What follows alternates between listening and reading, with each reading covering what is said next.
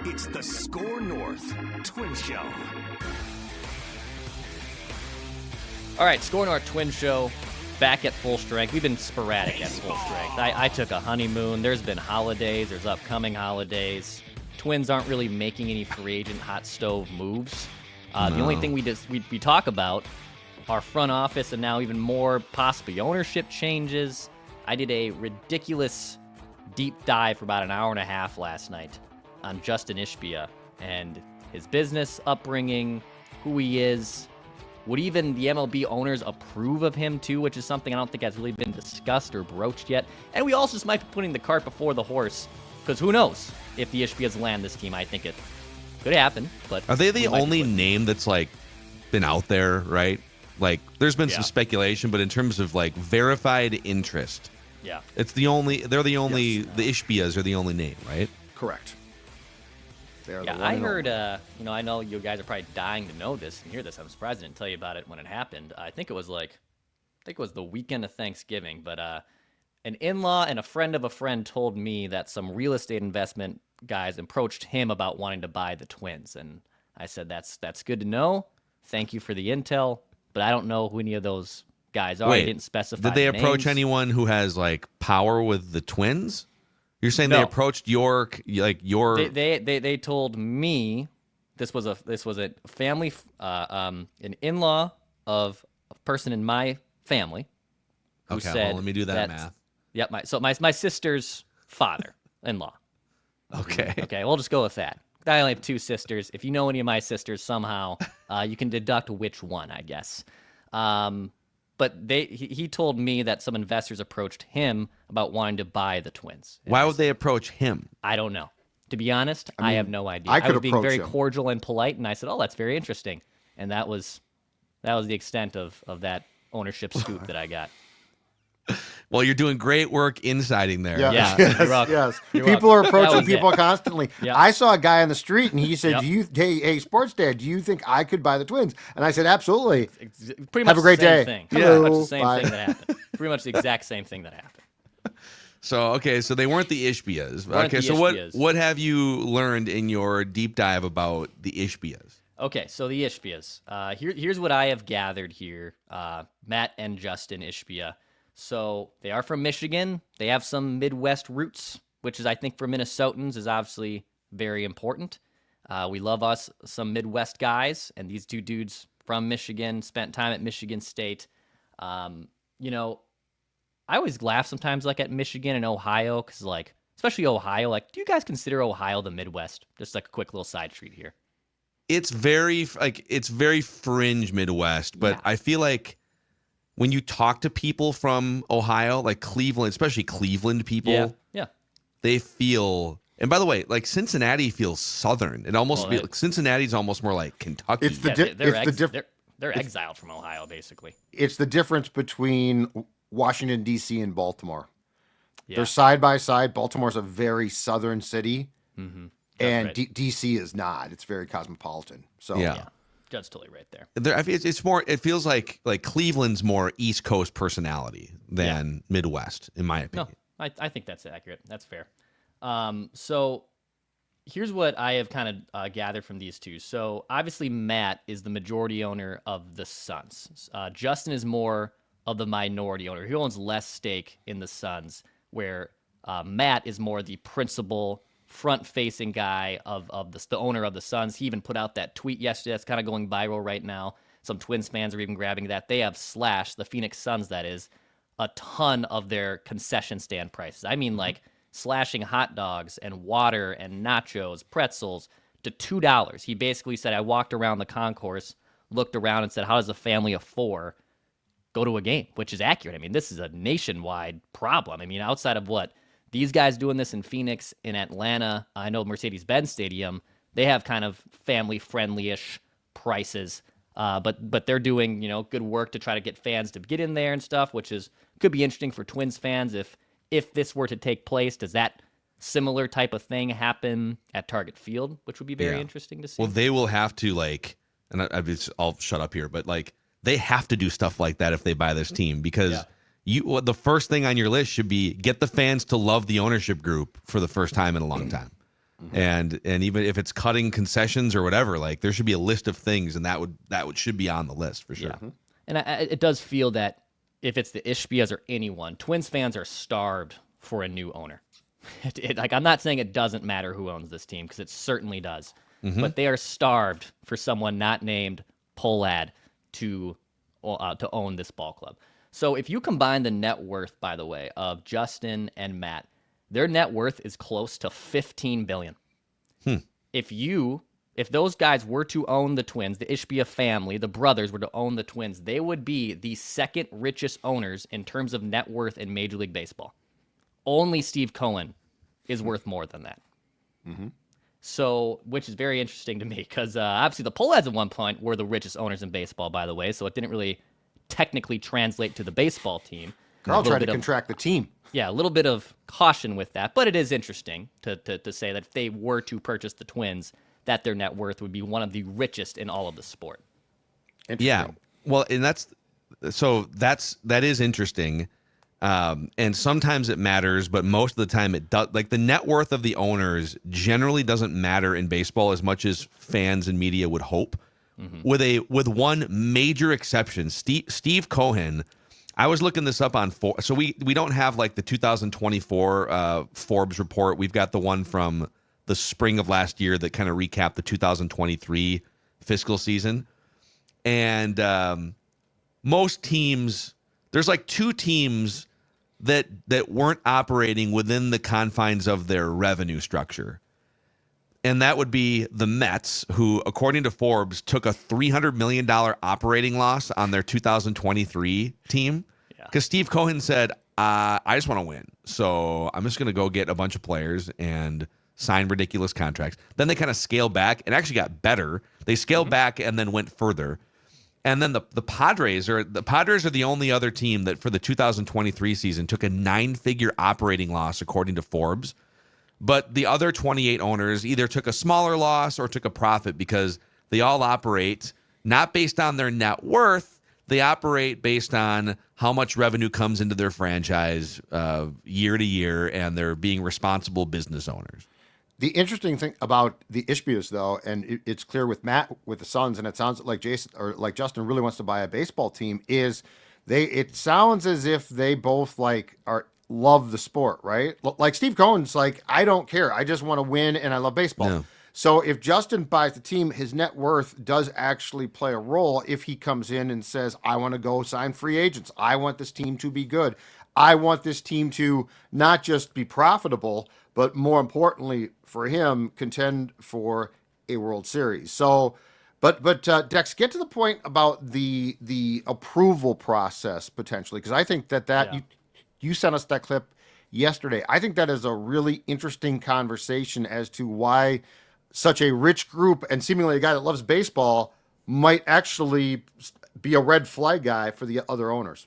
Yeah, so just really quickly before I get to that, because I do want to explain what Justin Ishbia does and how he's made his net worth too, because I think that's worth talking about before we get into this. It's a good prerequisite. So he's the founding partner of what's called SKOR Capital, which is a lower middle market private equity firm that deals with companies that have about $1 to $10 million of EBITDA. Are you guys familiar with EBITDA?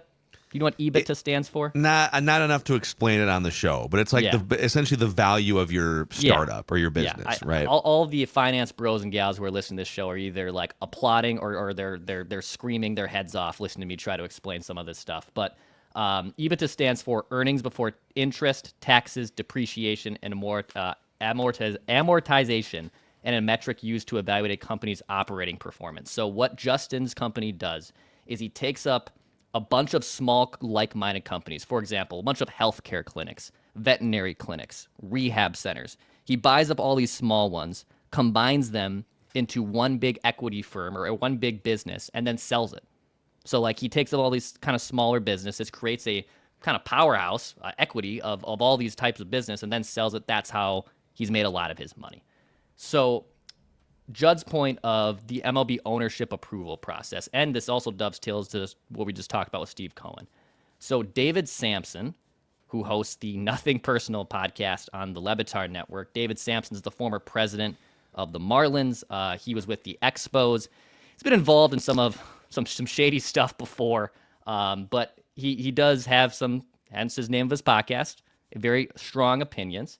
And he said on his latest episode, one of his latest episodes of Nothing Personal, that when mentioning the Ishbias buying the Twins, he said, quote, "Are we really going to have another Steve Cohen in our game?" He's also speaking on behalf of, like, if I were another owner, if I were still owning the Marlins, are we going to have another Steve Cohen in our game? We're going to totally be bringing a lunatic owner who is not going to care about losing money, which is Steve Cohen is doing that. Now, Steve Cohen is a diehard Mets fan. Not saying that the Ishbias wouldn't take a loss or like what the Padres are doing, but Steve Cohen is a Mets fan. And he also had some hurdles getting the process to be approved to own the Mets. So he received only 26 of the 30 votes. You need 23, at least 23 of the 30 votes to obtain a major league franchise. You need 75% of the league. So David went on to say he's going to try and outspend the Timberwolves to win over Minnesota sports fans, which, by the way, I don't know like how that translates to other MLB owners if they're watching like them trying to outspend the Timberwolves. I mean, it's all like there's a finite amount of, I don't know if there's like a full quantification of it, but people can only spend so much money on entertainment and sports. Yeah, true. And so it does get, I mean, the teams all like get along and play nice for the most part. And maybe Judd has some perspective on this historically. But at the end of the day, like, yeah, I want you to spend money with my franchise first and foremost. Mm-hmm. So it's mostly friendly, but there is something to be said for the competition across the street. There's definitely, there's it's friendly publicly, but I think behind the scenes it can get a little acrimonious at times. But again, in baseball too, though, like if you want to make a splash in baseball, once you own the team, there's nothing stopping you. Like in basketball, you can spend, but then once you hit that cap, that's the cap. Same in hockey, to a certain degree, the same in football. So like that's the thing about baseball is if you get approval and you can turn it into the Wild West, which is what I think Declan's talking about. And Samson's talking about the other owners are afraid about. Yes. But it also would be very good for the Minnesota Twins to make as much money on revenue as possible, which would come through being extremely competitive. Yeah. Well, real quick to that point about the votes. So you said, Dex, 23 votes are needed to approve a new owner, right? Correct. Yeah, out of 30. Yep. Well, part of the problem is if there is like an old guard, or to put it more specifically, a larger market guard, if you've got like the bigger market teams that are like spending within, except for the Mets, the parameters of their business, but they bring in way more business. The reason why the Dodgers and the Yankees spend more money than the Twins is not because the billionaire ownership groups are spending more of their own money. It's because they make more money as franchises, right? And so if now they're looking at Steve Cohen and saying, oh, wait a second, this dude is stepping out of line. He is taking a ridiculous operating loss because he's a Mets fan who's loaded and just wants the Mets to win. Well, if somebody like that were to buy the Twins, and you're the Yankees, the Dodgers, the Phillies, the Red Sox, hell, even Steve Cohen and the Mets, Steve Cohen might look and say, I don't want another guy like that doing this. I'm gaming the system because I don't give a rip if I lose money. That's interesting. I would think that they would want to make sure that now, hey, nice little Twins owner guy here, you're not going to do anything crazy like spend on the same level as the Dodgers, are you? Right. That's an interesting dynamic. Because Samson's rationale, too, is that his spending habits, Cohen's spending habits, and if they would be, the same thing as what the Ishbias would do, it wouldn't make other owners happy. And during an impending, which is going to happen again, like we're going to get another strike. We're going to get another labor war. I think the deal's up after, is it 26? We're heading towards another baseball strike, which is going to happen in the offseason. Hopefully it doesn't delay things. But they wouldn't want Ishbia on their side, which is like kind of interesting to also think about. But because they're also operating at this loss. So Samson did play devil's advocate against himself, though, and said, so here's what would probably go down. So Rob Manfred would tell the owners, all right, we're not going to let Justin Ishbia buy this team for a small amount, which, by the way, I think is going to be very interesting to see what this team sells for. So Baltimore sold for 1.7, I believe. If Ishbia comes in and says, we'll buy the Twins for more than that, which shows MLB franchises are actually going up in evaluation, which we just saw NBA yesterday release all their NBA evaluations. The Timberwolves are still near the bottom, but they went up by 12%, I think, in terms of a valuation from year to year.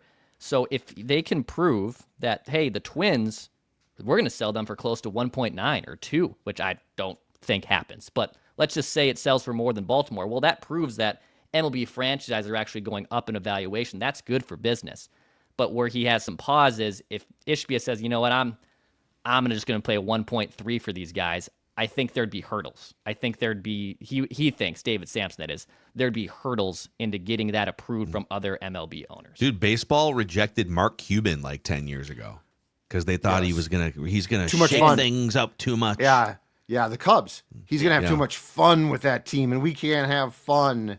Now, but I do think the sales price, though, is a great talker, because the reality is every professional sports team is going up. Like, Glenn Taylor basically sold the Wolves for nothing compared to what that team is worth now. Mm-hmm. And that's what, 2.5, 3 years ago? So I think there's a conversation. If the Ishbias want this team bad enough, I could see the sales price being jacked up, not so much by the poll ads, surprisingly, but by baseball itself, because that does make sense. And I will say this, the Twins are, it's good and bad, but once you get the Twins, there's not much else that, like, you can't threaten to leave. The ballpark's here. Like, they're going nowhere, right? Mm-hmm. Like at least with the A's, you've got we're going to go to Vegas, and here's what we're going to do. Now, it might work, might not work. But the point is, the Twin sales price is going to be based solely on where they reside right now. You know, There's no threat here. There's no, we might go to Montreal. No. That's ridiculous. They're staying here. They're locked into a long-term lease in a great ballpark. But that is the only thing that's going to really ebb and flow here, I think, eventually, is the TV thing. Yeah. Because, like, it's nowhere near, like, it's restarting itself. And I think that I think sports are going to find a way to get the local TV deals back up somehow, some way, eventually. I don't know how. But that's the only thing that I think has a chance to have a pretty good shift in the coming years. Yeah, but yes, there's a huge gap in TV money, but the biggest gap might be ticket money, because this is a franchise that riding the wave of 10 years of division titles and a new stadium, and you're never going to necessarily get all of that back and replicate it 10 years after your stadium is built. Mm-hmm. But they were putting 40,000 people in that stadium every night for like the first 2 years, even after they like immediately went to a 99-loss team in 2011. And this is the dynamic I find fascinating with the new ownership group is, do you have a way, like, you got to figure out a TV deal, but the biggest opportunity is going from 24,000 average fans per game, 81 home games. And then you look at the top of that list, and like there's the big markets, the Dodgers, the Yankees, they're all over 40,000. The Padres average 41,000 fans because fans are super excited about the Padres. Now, there's less competition for your sports dollar in San Diego than there is in Minneapolis, but Atlanta is a multi-sports market. Atlanta averages 37,000 fans per game. St. Louis, 36,000. Like, so let's say you went from 24,000 to even, like, if I know this is easier said than done, but new ownership group comes in, gets people excited, cuts a bunch of prices off concessions, spends some money on the team.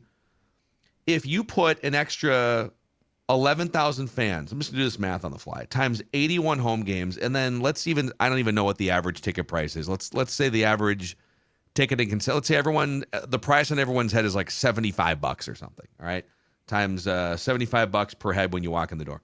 That's almost $70 million in found revenue just through gate and ticket sales by being more interesting product. And that's why you definitely slash concession prices, which would need to be worked out. I think Delaware North is their concessionaire because they actually set the prices, but you could also say, hey, we're not going to retain you unless the prices come down. Or you eat the loss and they keep their percent. And the other thing is, and this to me is a key short-term one, and the Suns immediately did this, and we talked about it, which is you put a large package of games on free TV. Yep. So now everyone can watch you. Like the Wolves, as part of their agreement with Diamond when it got redone, and it was actually redone through the league itself, the NBA, was to allow 5 games over the air for free. So the Wolves are putting 5 games this year on Care, and it's weekend games. But what it does is it suddenly frees up a huge amount of households to watch you who can't watch you. It's marketing, basically. So so it turns your games into an infomercial.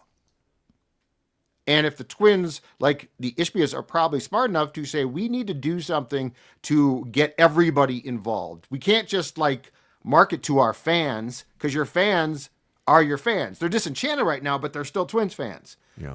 What you want to do is, and this is where the whole Twins thing to me, you guys, is so difficult to get my head around. When they won the playoff series against Toronto, like they were recruiting fans. That was a leverage point. Yeah. It was a leverage point, and they, pardon my French, peed on it. Yeah. It is like, total side note, and we've talked about this, but like the last 12 to 15 months of the Twins franchise are a masterclass in how you mismanage everything from ownership all the way down to like trade deadline even. They pissed away all of the goodwill and then gave away even more goodwill. Like they didn't just like break even after 12 or 15 months or back to where we were. They are like way, way, way lower in terms of approval rating than they were leading up to the playoff one. So I know we're going to get to a random twin here, but any other final Ishbia things? Yeah. Just 2 last things quick. Number one, it does feel like the baseball ownership group is obviously much more of I'm gonna make an assumption, but I feel like it's safe. Much more of a boys club than any other ownership group because it's baseball. It's just that's kind of the nature of it. And Steve Cohen is this now reckless type of spender, and who knows where he would fall on being an ally or an anti person for Justin Ishbia.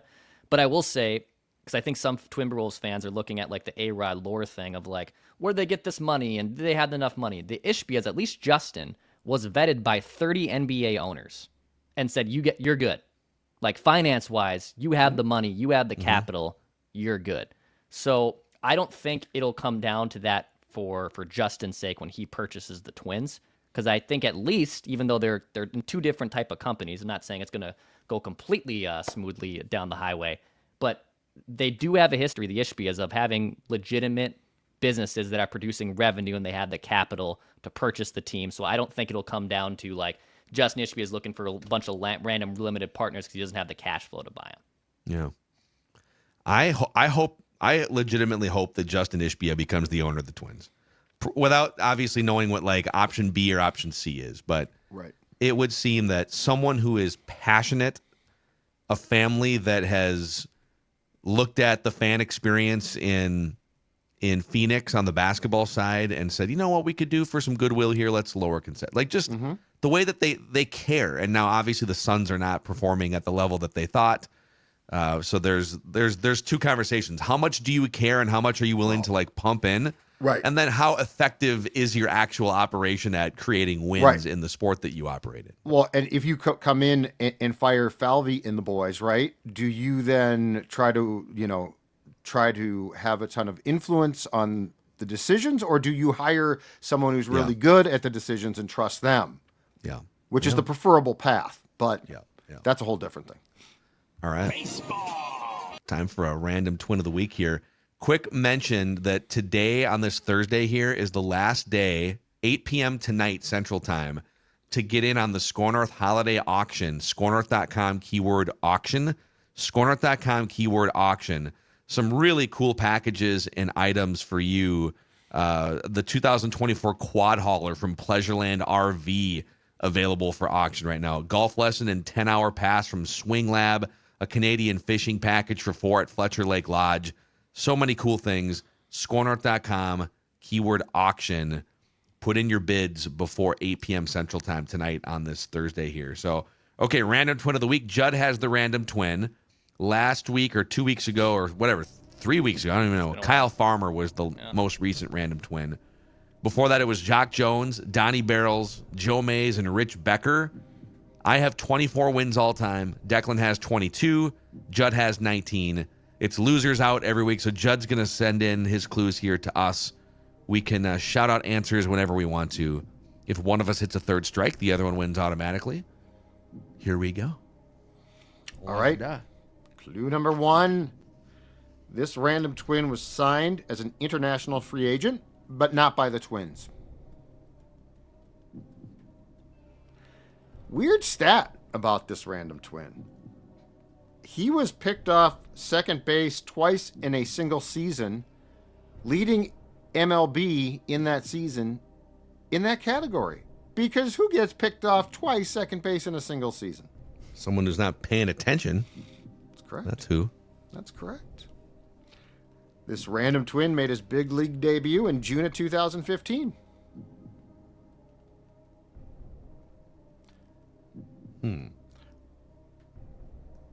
2 years later, he played in the World Baseball Classic.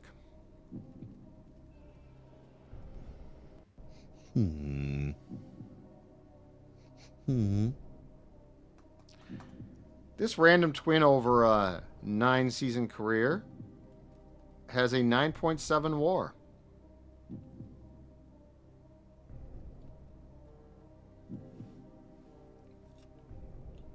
Emergency phone call there from the bullpen. I don't know who it is.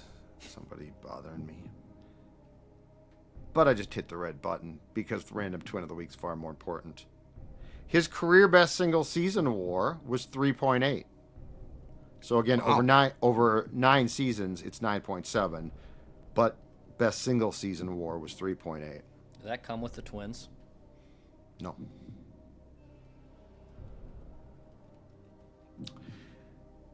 This random twin has appeared in a career 24 postseason games over 7 series, if that makes sense. So he's played in 24 playoff games over a 7 series playoff series period. So okay. I hate voicemail. Don't leave a voicemail, you idiots. Just text me. Anyway, I'm sorry. You can read them now. You can read those voicemails. That's true. That's true. They turn them into texts. Okay. Guesses yet or no? I don't have a guess yet. I have a very good idea of the type of player this is, but Okay. I'll keep going. This random twin, not with the Twins, obviously, actually appeared in the playoffs last season. Like as in 2 months, like this season or 2023? 24. 24. Okay. Yep. I call it last now because it's past. But good. yes. I just wanted... Yes, last this past October. Wow. This random twin's versatile. Very versatile. Can play a lot of positions. Oh my God. Big league wise, he's played first. He's played short. He's played third.